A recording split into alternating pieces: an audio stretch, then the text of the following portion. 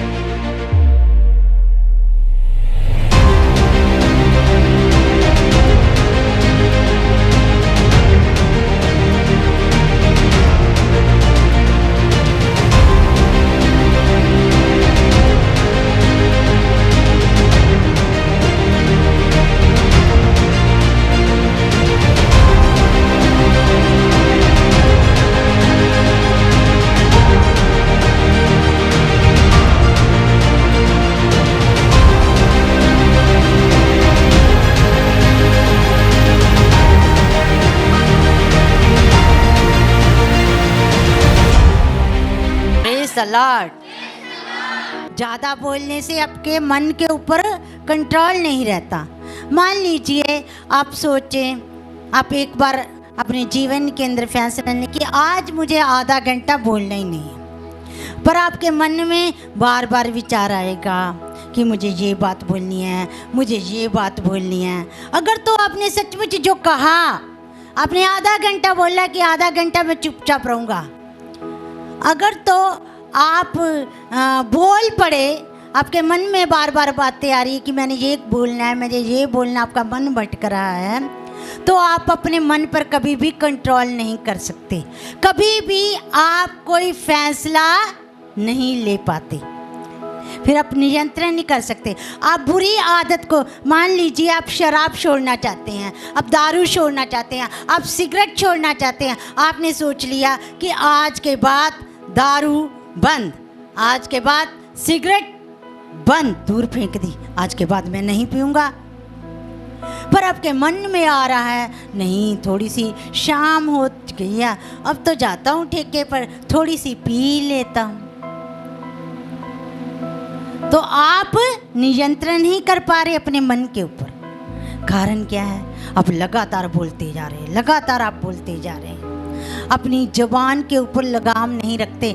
ये आप सोच भी नहीं रहे इसके बारे में, क्योंकि सोचने के लिए तो टाइम नहीं, सिर्फ बोलने के लिए ही टाइम है। आप अच्छे श्रोता नहीं बन सकते, आप अच्छे सुनने वाले नहीं बन सकते। आप आज संसार के अंदर ये तो ज़रूर देखा जाता है कि ज़्यादा अच्छा कौन बोल सकता है।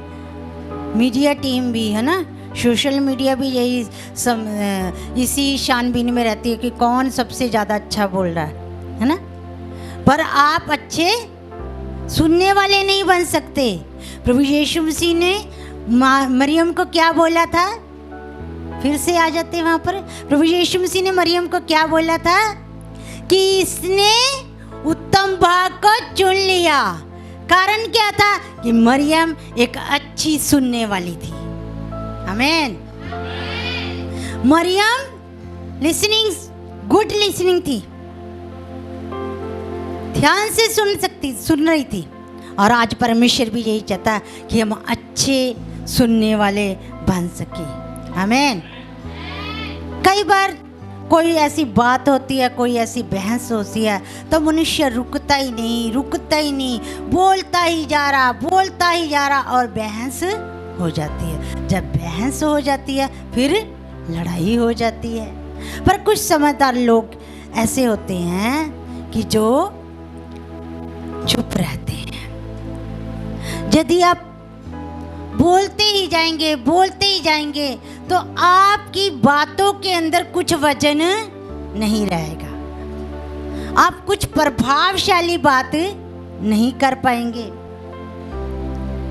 यदि आप बोलते ही रहते हैं तो आप सामने वाले को बिल्कुल रीड नहीं कर सकते, उसको पढ़ नहीं सकेंगे, क्योंकि आप बोल ही जा रहे हैं ना, लगातार बोलते जा रहे हैं। तो आपका ध्यान सिर्फ बोलने के ऊपर है, आपका ध्यान उसे समझने के ऊपर नहीं है। और समझा हमेशा शांत होकर ही जाता है। जो लोग ज़्यादा बोलते हैं वो ज़्यादा पाप करते हैं। परमेश्वर का वचन भी यूँ कहता है, जो ज़्यादा बातें करता है वो पाप करता है। जब ज़्यादा बोलते कुछ ना कुछ कहते हैं ना कि 4 औरतें, ये तो ज़रूरी नहीं है। जो लोग परमेश्वर को नहीं जानते, मैं उनकी बात कर रही हूँ। जो लोग मसीह के लोग हैं या परमेश्वर को जानते हैं, वो 4 लोग इकट्ठे होंगे तो वहाँ परमेश्वर की उपस्थिति होगी, वो परमेश्वर के वचन को बांटेंगे। पर संसार में आप देखिए, जहाँ 2 लोग 4 लोग इकट्ठे हो जाते, चाहे वो आदमी हो चाहे औरतें हों, तो वो बोलते जाते हैं, एक दूसरे की बुराई करते हैं और पाप उनकी जुबान के द्वारा, उनके शब्दों के द्वारा हो जाता है।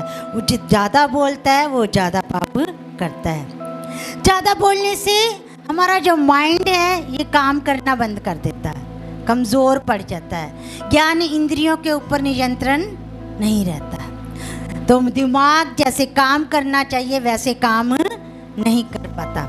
ब्रेन सेल नहीं बनाते, जो हमारा ब्रेन है वो अच्छे सेल नहीं बना पाता।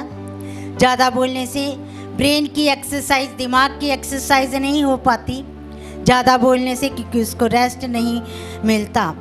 ज़्यादा बोलने से हम वचन पर मनन नहीं कर पाते, क्योंकि हमारा ध्यान तो बोलने पर है। जब हम कैसे वचन पर मनन करेंगे? शांत रहकर ही तो अपने मन में सोचेंगे, तो हम वचन के ऊपर मनन नहीं कर सकते। अब हम दूसरी ओर जाएंगे कि हमें फ़ायदा क्या है।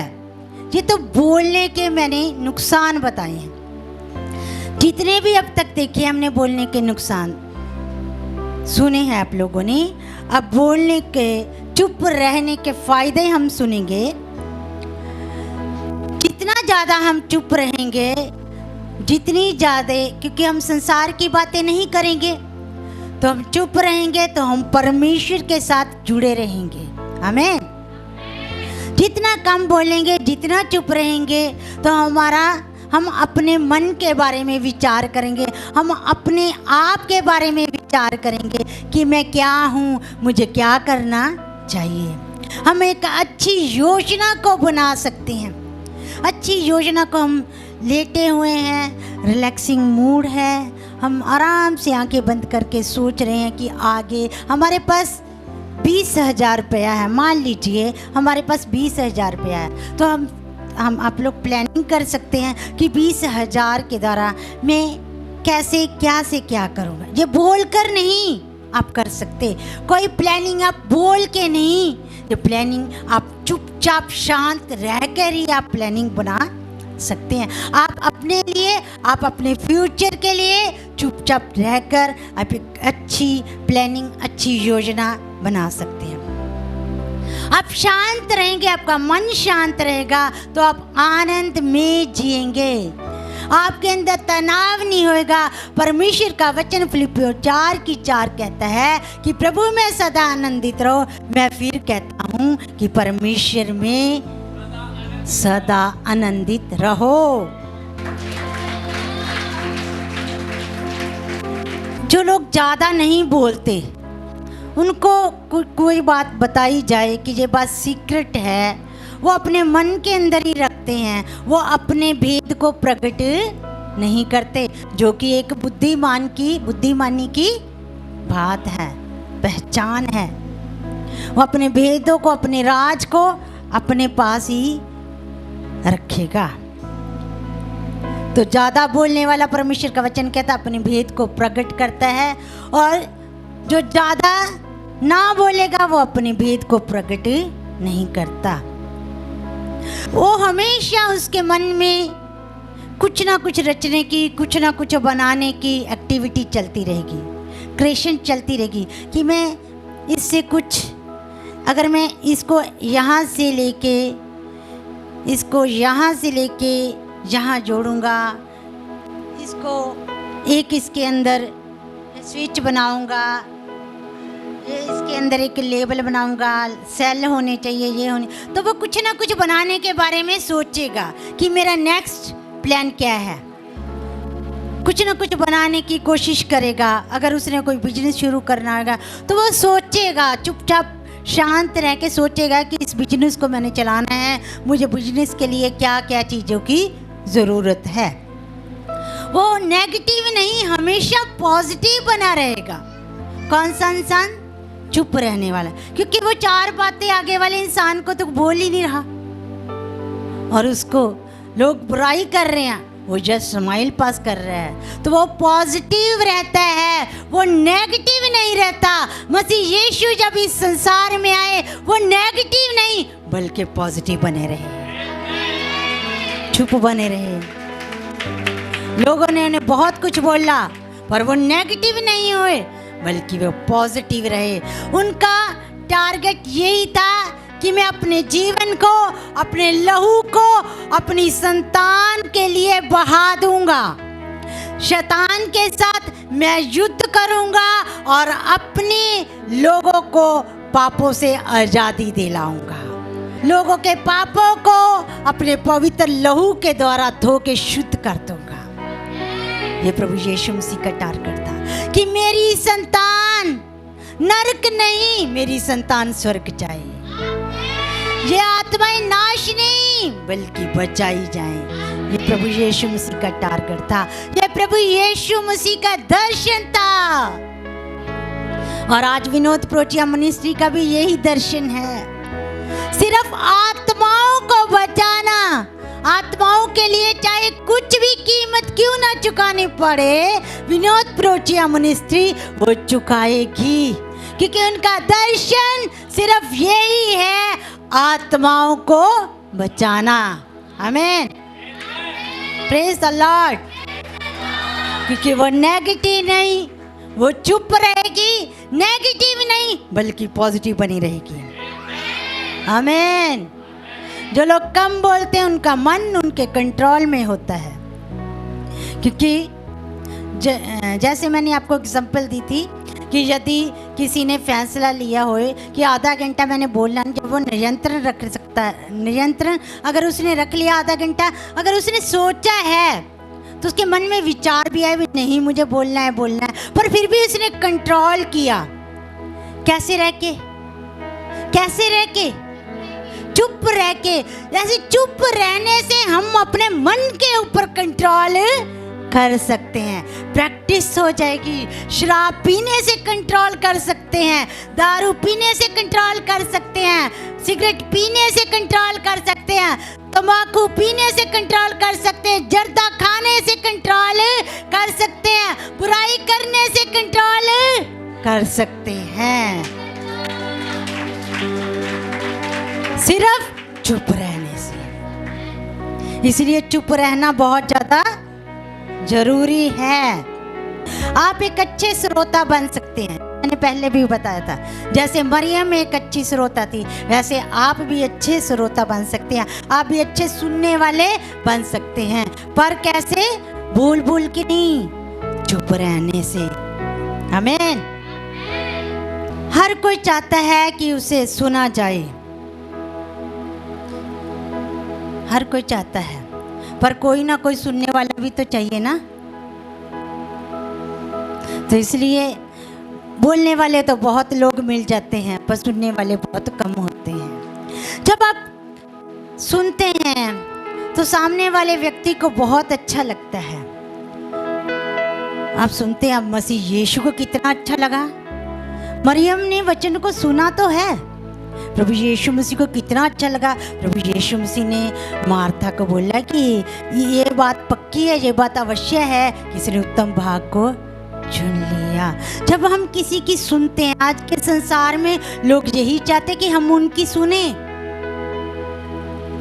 उनके पास सुनने वाला, क्योंकि सुनने वालों की बहुत ज़्यादा कमी हो गई है।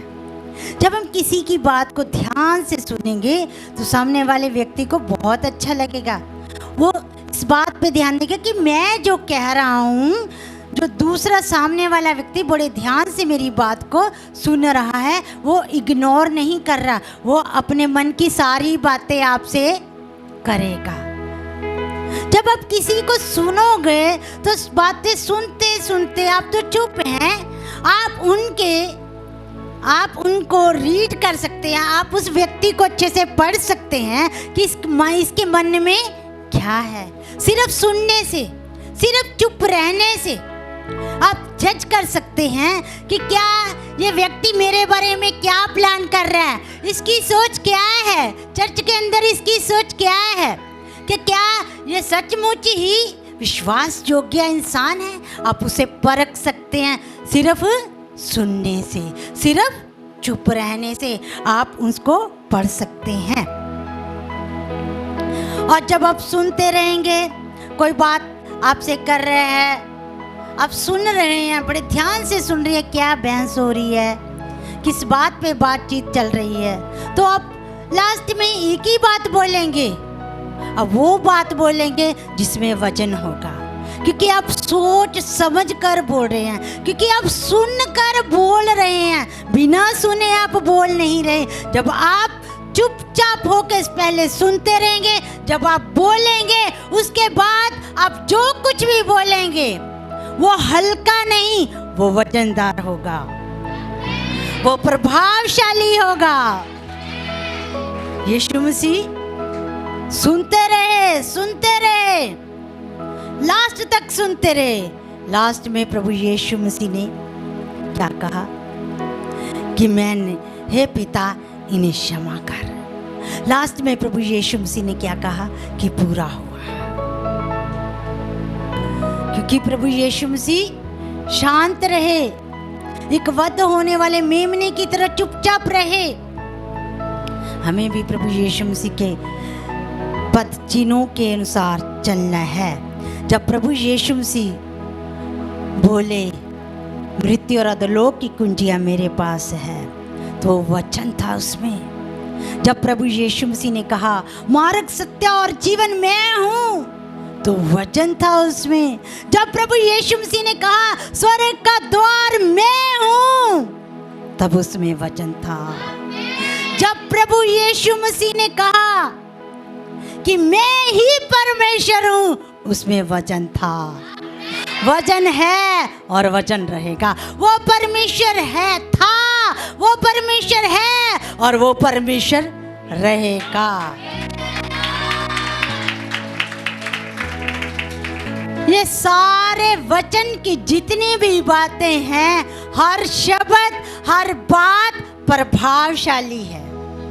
प्रभु यीशु मसीह के जितने भी शब्द हैं, जितनी भी बातें हैं, वो सब वजनदार है, हल्की नहीं है, वजनदार है। उसमें खास बात है, वो ऐसी बातें हैं जिसको जो कोई सुनता है वो शांत होकर सोचेगा, विचार करेगा कि ये क्या कहा गया है। आमीन। और आज भी मनुष्य प्रभु यीशु मसीह के वचन को पढ़ता है, सुनता है और विचार करता है कि प्रभु का वचन उन्हें क्या कहता है। आज भी लोग सुनते हैं कि रूह कलीसिया से क्या कहता है, तो उसके प्रभावशाली वचन ही है जो हमें स्वर्ग में लेकर जाएंगे। आमीन। परमेश्वर का वचन कहता है कि चुप रहने में सामर्थ है, चुप रहने में सामर्थ है। जब को सामने वाला आपकी बुराई कर रहा है, आपको कुछ भी कहे जा रहा है, ये ऐसी है या ऐसा है या ऐसा, ये अच्छा काम नहीं करता है ना, कुछ भी जो बोली जा रहा है, पर दूसरे व्यक्ति ने क्या करना है, चुप रहना है। क्योंकि जब हम फालतू का बोलेंगे तो उसका कोई फायदा नहीं। जब हम चुप रहेंगे तो चुप रहने में परमेश्वर का वचन कहता है कि सामर्थ है। आमीन। चुप रहने से हमारा ब्रेन सेल बनाता है, चुप रहने से हमारे दिमाग की एक्सरसाइज होती है, शांत रहने से हमारी जो ज्ञान इंद्रियों पर हम कंट्रोल कर सकते हैं, हम एक अच्छा फैसला कर सकते हैं। चुप रहने से हम परमेश्वर के वचन के ऊपर मनन कर सकते हैं। आमीन। आप में से बहुत से लोग ऐसे होंगे कि जो जब वचन पढ़ते हैं फिर उस पर ध्यान देते हैं, उस पर मनन लगाते हैं, मनन करते हैं, तो वो शांत होके चुपचाप रह के मनन करते हैं। ऐसा ही है, आप लोग भी ऐसा करते हो? कितने लोग करते हैं? वाह! जो नहीं करते वो भी करना शुरू करें। आमीन। फिर आपको वचन अच्छे से समझ आएगा। स्तिफनस जी को लोगों ने मारा, स्तिफनस जी के लहू बह रहा था, स्तिफनस जी चुपचाप रहे और स्तिफनस जी ने ये कहा कि हे पिता, हे परमेश्वर, हे मेरे प्रभु, मेरे प्राणों का लेखा इनसे ना लेना। प्रभु यीशु मसीह अंत तक चुप रहे। हमें भी चुप ही रहना है, क्योंकि चुप रहने के फायदे बहुत ज्यादा है। आमीन। चुप रहने से हम बुद्धिमान होंगे, चुप रहने से हमें वचन याद रहेगा, चुप रहने से हमारा फ्यूचर अच्छा हो जाएगा, चुप रहने से हम एक अच्छी प्लानिंग कर सकते हैं, चुप रहने से हम अपने मन पर नियंत्रण रख सकते हैं, चुप रहने से हमारा माइंड काम करेगा, चुप रहने से हमारे दिमाग की एक्सरसाइज होएगी, चुप रहने से हमें आशीष